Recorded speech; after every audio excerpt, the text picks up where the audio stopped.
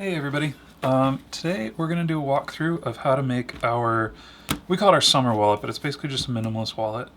And this is actually the wallet that Kaylina, who's behind the camera, the first wallet that she ever designed, and it's the wallet that I carry. So it's just very simple. It's got a card slot on the front with a thumb slider. That's kind of nice, real easy access when it's broken into your most used cards. And then the back, it's just got a slot that carries some bills.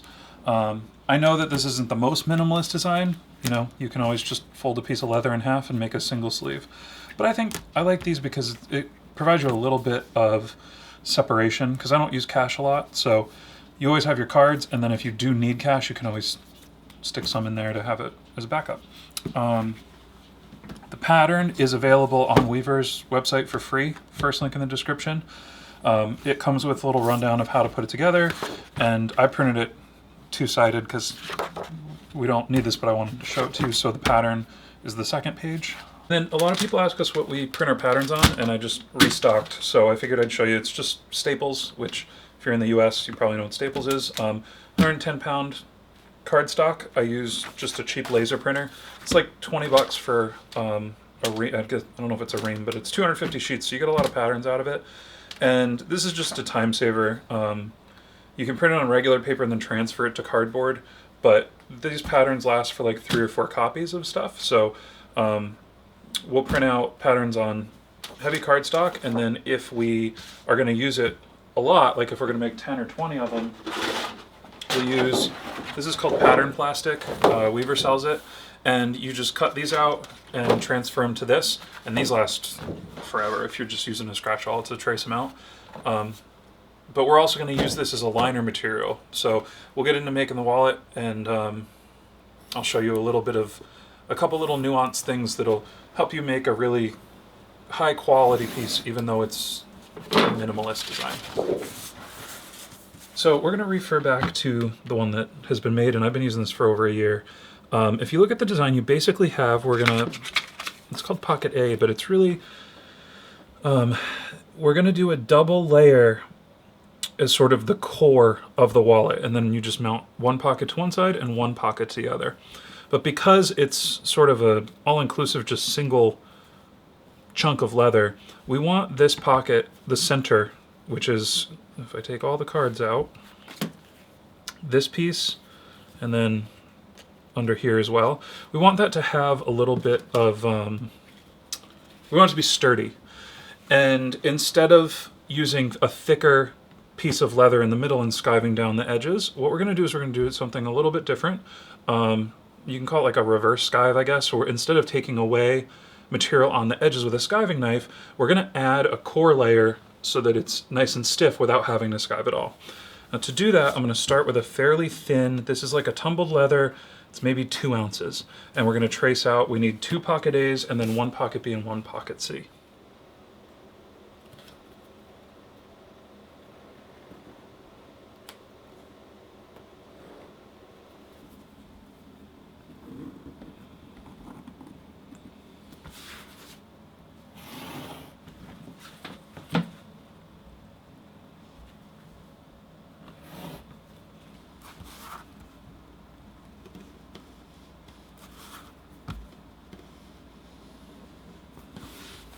So now once I have everything cut out, I have my 2 pocket A's, and the way that we're going to put these together is that we're going to just glue one to the other so that we don't have any of the fiber showing on the whole wallet. It's all just grain. The problem is, you can see here, because we used a very thin leather, it's kind of floppy. So what I want to do is I'm actually going to use pattern plastic as a core inside of these 2 pieces. So instead of skiving away the corners to thin out the edges, we're just going to add a very thin structural piece on the inside that's actually not leather. To get the right size, I'm going to take my pocket A pattern piece, and I'm just going to use the lines on my cutting board to cut off a half inch on 2 sides. And what that's going to do is that's going to give us a core that is just about the right size, so that we're not trying to stitch through plastic, because we want our stitch lines, we want the plastic to be inside of it. So now that I have this, I'm going to transfer it over to the pattern plastic and cut that out. And the pattern plastic just kind of cuts like leather. It is plastic, and it is fairly firm, but oddly enough, the blade goes right through it. Just be careful, because even with a corkback ruler, it is fairly slippery. And you do have to go over it twice. But it comes out really clean. Here's how we're going to assemble. We're going to have one of our core pieces, then we're going to do our pattern plastic, and because we took that 1/2 inch off, you can see how it sits inside of the wallet a little bit, so our stitch line will just go right through the leather, no plastic. And then once we glue that in, we're going to glue the other piece on top. To make sure this is centered, what I'm going to do is, this is my, these are my calipers that are set to where I want my stitch line. So I'm just going to go around on the inside and lightly mark out where it's going to be. And you can also set your calipers to like a 1/4 inch if you want, and that'll give you, because we took a 1/2 inch off this pattern piece, doing it a 1/4 inch will center it perfectly. It's fairly easy if you put your stitch line in here to kind of just have an idea and center it just fine. And that's more just laziness. I don't want to reset this for 1/4 inch and then come back and reset it for my stitch line.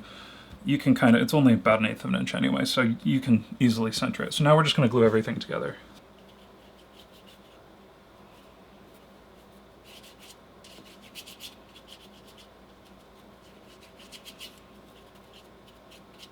While that's drying, it's always good to just kind of I burnish pocket tops when I have glue drying. So this is just some gum trag and a cup. And the only real pieces you need to burnish are the 2 tops. So the pocket top here, and then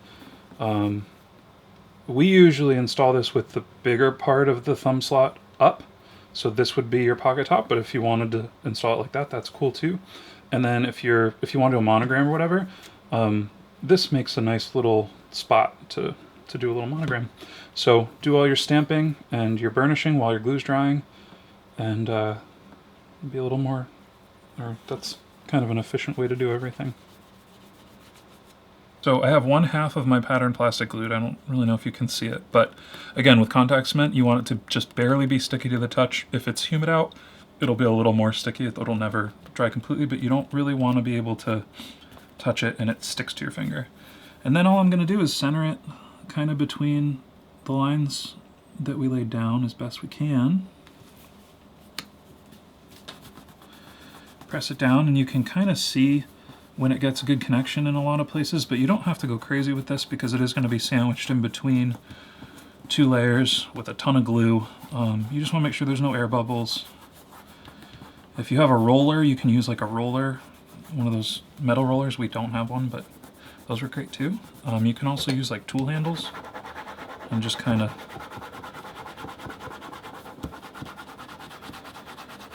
get it nice and stuck down. And then we're doing this again. We're going to apply glue around the whole thing, and we're going to apply glue to our second half of our leather, and that's when we make the sandwich.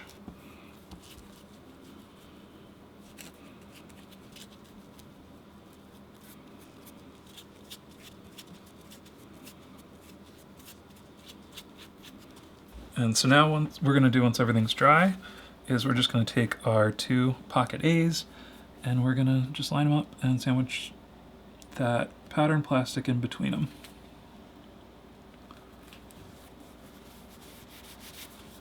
Just like that.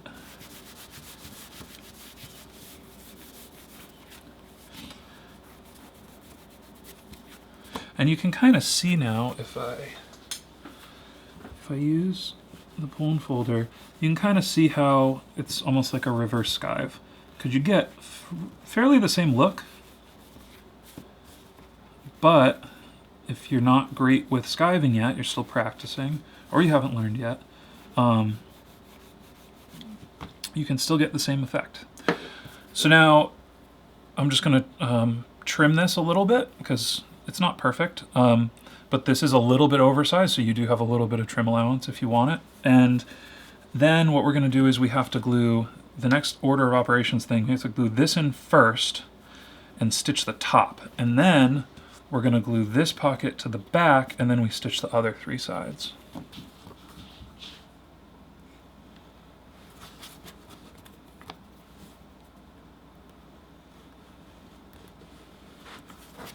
So I'm just going to mark a little below where this pocket's going to land with a scratch awl.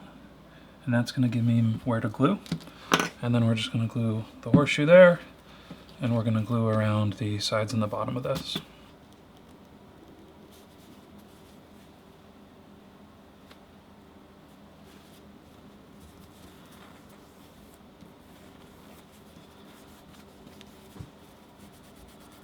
Once we have this first pocket glued in, we can't glue in the back pocket yet, because we need to just sew one side.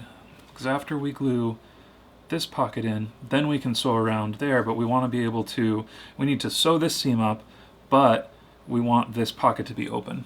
So I have this all glued in, it's all trimmed up. What I'm going to do is, I'm actually going to go around the other three sides that we're not going to stitch.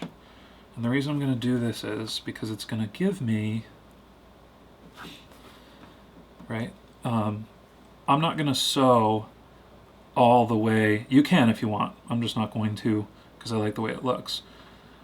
So I'm going to stop just before the end of this stitch line. And now I'm just going to punch this line and sew it up, and then we can go on this side and glue in this pocket.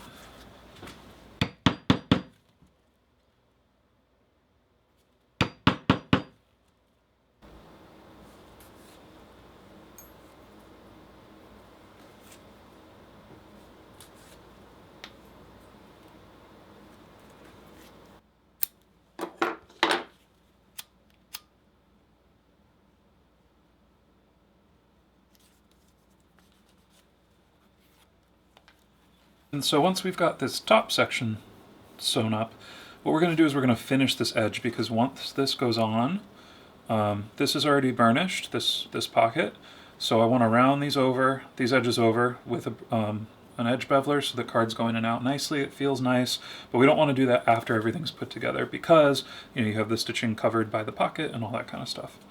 So all I'm going to do, you can use the edging machine or drum sander or whatever, but in this case an easy way to do this, you have a nice flat work surface, you just put a piece of sandpaper down, because these are just straight sides, and you're just going to go back and forth until everything's nice and level.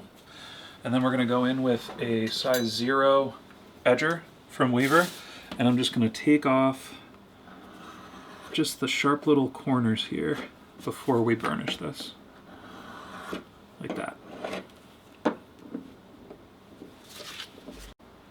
So this is just a little gum trag. You could use water too if you want.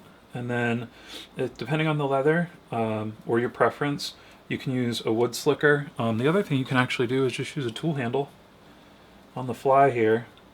But whatever I do, I always like to end with canvas. That's how I get my polish.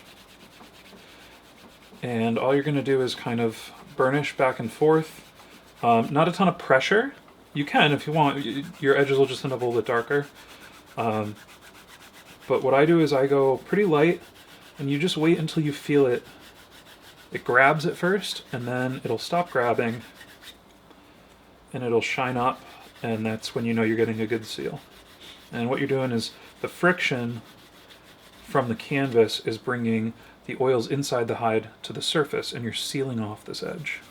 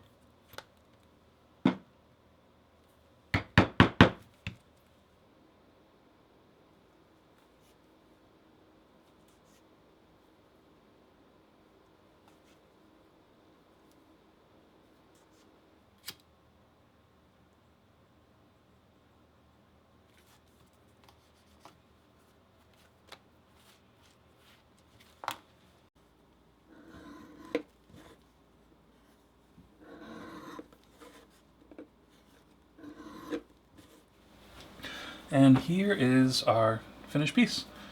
So it's a lot more stiff with that plastic in there, and once you put it together, you kind of understand why that's kind of a good thing, because that middle piece really acts as sort of the skeleton, the backbone for just the two simple card pockets. It adds a lot for the functionality.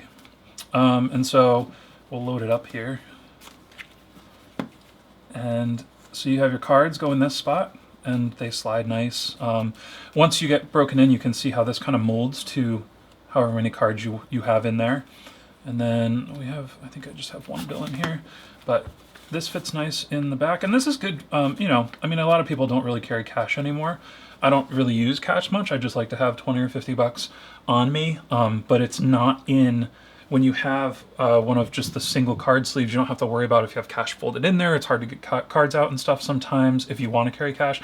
This just gives you a nice spot to store it away. You don't have to think about it, and then you're out with friends and you're splitting a bill and you just need 20 bucks, whatever. You just have that in there for emergencies every 3-4 months when you need cash.